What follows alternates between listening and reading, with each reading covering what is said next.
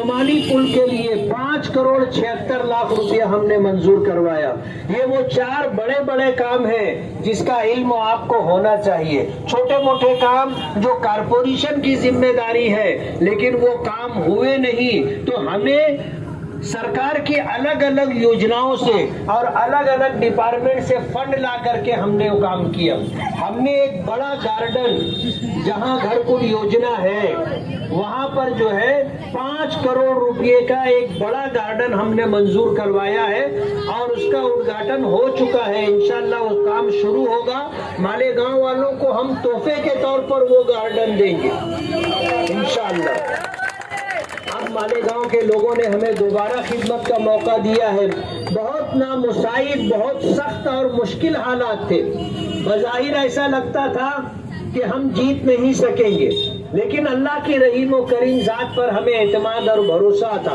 एक तरफ ताकत, गुंडागर्दी, दादागिरी, रुपये पैसे की रेल पेल और बोगस वोट, 30,000 बोगस वोट डालने का इंतजाम था, जिसकी वजह से उनको सबब पर भरोसा था और वो ये समझते थे कि हम इसकी वजह से जीत जाएंगे।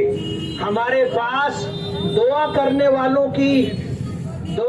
वालों का काफिला था, दुआ करने वालों की जमात थी।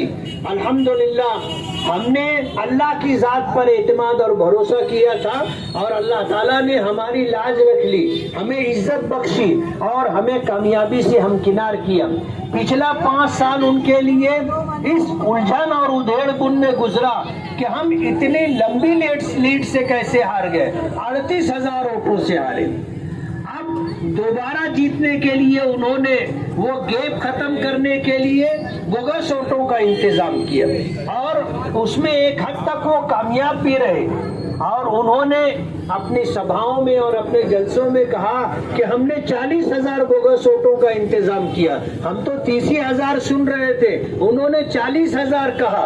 इसलिए हमको कहना पड़ रहा है कि हम 162 वोटों से नहीं, 40,162 वोटों से जीते। ईमानदारी से मर्दाना लड़ाई लड़ते तो उनको समझ में आ जाता कि डिफरेंस और लीड कितनी है। उन्होंने जो है वो सारे हथकंडे इस्तेमाल किए और उसके बावजूद जो है अल्लाह की तरफ उन्होंने देखा नहीं, दुआओं पर भरोसा किया नहीं। उनको अपने कुव्वते बाजू पर, अपने पैसे पर, अपनी ताकत पर, अपनी गुंडागर्दी पर और बोगस वोटों के इंतजाम पर भरोसा था। और हम तो अपने परवरदिगार के भरोसे पर इलेक्शन लड़ रहे थे। मैं बीमार हुआ, उन्होंने जश्न मनाया, मिठाइयाँ तकसीम की। शायद अल्लाह को ये बात पसंद नहीं आई। अल्लाह ने मुझे नई जिंदगी भी दी और अल्लाह ने सेहत भी दी और मैंने आ करके इलेक्शन लड़ा। लेकिन इस बीमारी की वजह से हजारों नौजवान खड़े हो गए मेरा इलेक्शन लड़ने के लिए। माँ और बहनों ने बेड़ा उठा लिया कि अब हम मुफ्ती साहब का इलेक्शन लड़ेंगे। हमारे नौजवान कहने लगे मैं भी मुफ्ती इस्माइल। अल्लाह का बहुत बड़ा करम रहा कि आप सब लोगों की मदद और ताउन से अल्लाह पाक ने मुझे जीत अता की। मैं अल्लाह रब्बुल आलमीन का शुक्रगुजार हूँ और अल्लाह रब्बुल आलमीन की शुक्रगुजारी के बाद मैं आप सब लोगों का शुक्रगुजार हूँ। गुरुवार वार्ड में जितने लोग हैं मैं सभी लोगों का शुक्रगुजार हूँ। जिन्होंने मुझे वोट दिया उनका भी और जिन्होंने वोट नहीं दिया उनका भी शुक्रगुजार हूँ। जाहिर बात है ये इख्तिलाफात उस वक्त तक होते हैं जब तक नतीजा सामने नहीं आता, जीत हार का फैसला नहीं होता।